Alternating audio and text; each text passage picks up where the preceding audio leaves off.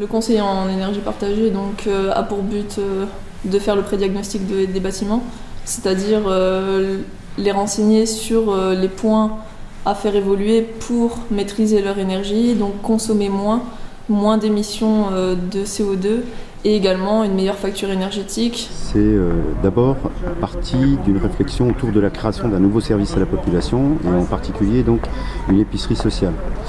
Une épicerie sociale, il nous fallait trouver un lieu adapté, si possible à proximité du centre-ville, parce que ça c'est quelque chose de fondamental en matière d'accès.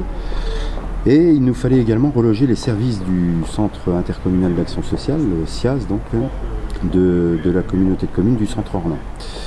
Donc en faisant nos recherches, nous sommes tombés sur un ensemble d'immobilier qui semblait pouvoir convenir, qui appartient au patrimoine communal de l'Énuy-en-Barrois. Après, il a fallu envisager effectivement de quelle manière faire entrer cette opération d'acquisition-rénovation dans le budget du CIS, bien sûr.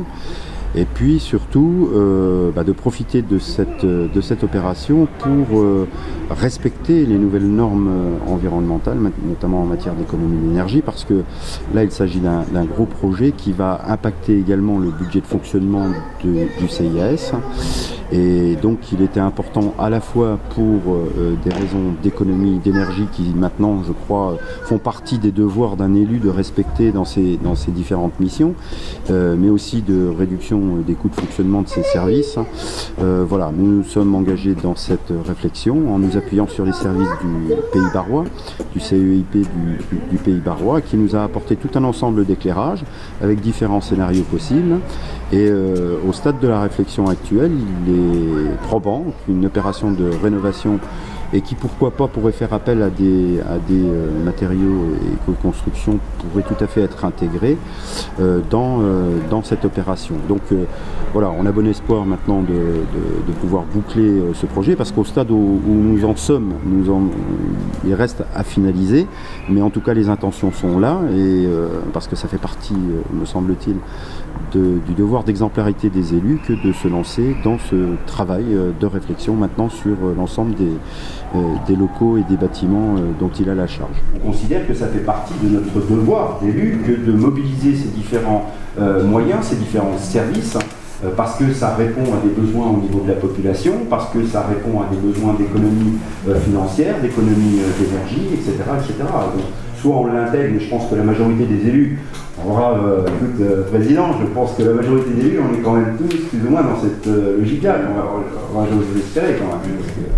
Donc aujourd'hui c'est une journée particulière parce que c'est la journée où on fait un peu le bilan de 3 ans d'animation plan climat territorial et de poste de conseiller en énergie intercommunale de pays. Donc tous les partenaires sont invités, les partenaires de l'opération, donc c'est les acteurs du territoire, je pense aux chambres consulaires, aux élus locaux, aux associations partenaires également.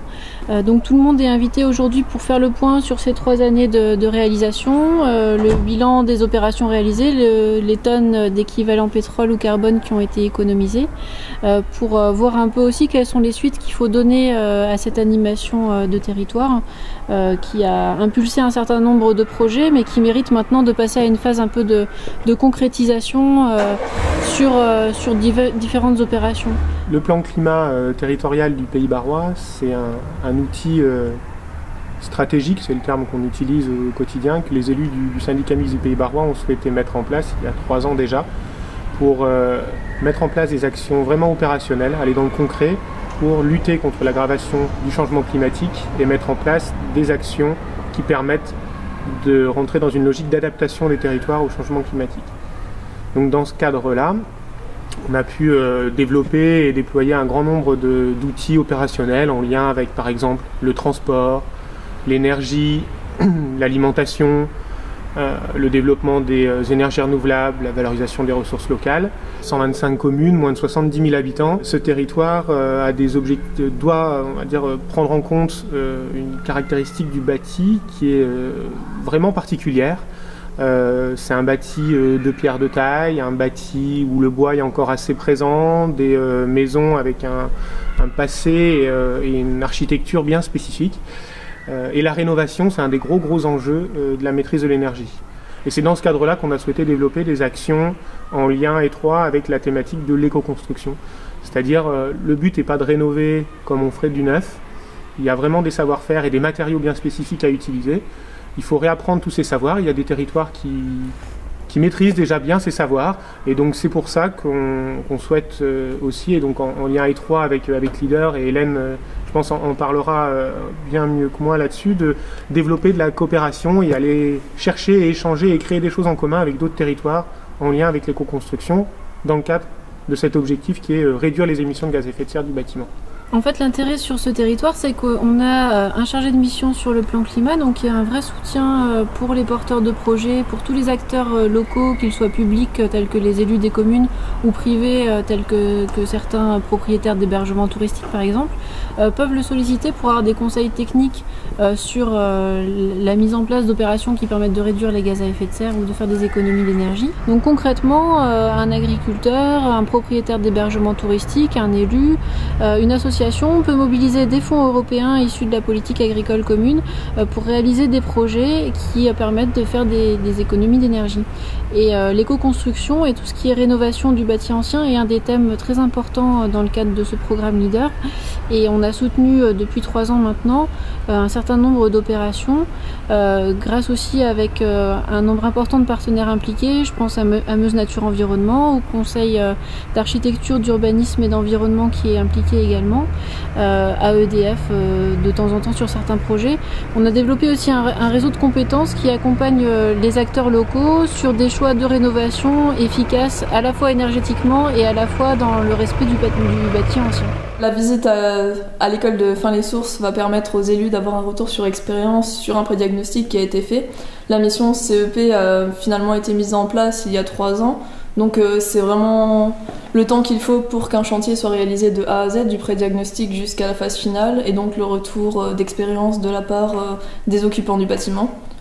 Et donc cette visite va permettre de les inciter, pourquoi pas, à réaliser des travaux de rénovation énergétique au sein de leur bâtiment, que ce soit mairie, logements communaux ou salle des fêtes. Vous avez vécu donc ces 2 ans de travaux, même si ça se passait au niveau des vacances scolaires, vous les sentiez passer Les travaux ne nous ont pas encombrés puisque c'était essentiellement pendant les temps de vacances. D'accord. Donc pendant l'été, même si les adultes étaient parfois là, les enfants n'étaient pas, donc ça n'a pas été un souci. D'accord, et donc on arrive là au mois de septembre-octobre, où vous retrouvez votre bâtiment finalement totalement rénové. Alors, totalement rénové et plus confortable au niveau du chauffage. Et donc ici on voit l'isolant qui a été rapporté, puisque le mur au départ n'était pas isolé.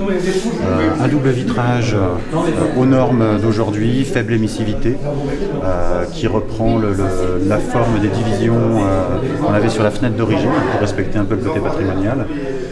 Et du coup c'est ce qui va permettre de minimiser les consommations d'énergie ici. Les matériaux utilisés au niveau de l'éco-construction, que ce soit chanvre, lin, bois ou autre, vont permettre de conserver ces caractéristiques du bâti ancien et de conserver une des priorités de base et des particularités de base du bâti qui est le confort d'hiver mais aussi le confort d'été. Et ça c'est des enjeux forts aussi dans le cadre de la rénovation du bâtiment sur un territoire rural. On dit aussi, derrière la partie éco-construction, il y a toute une notion de filière de production des matériaux. Ce qui est très important dans le cadre des enjeux du plan climat, qui sont aussi créer de l'emploi non délocalisable.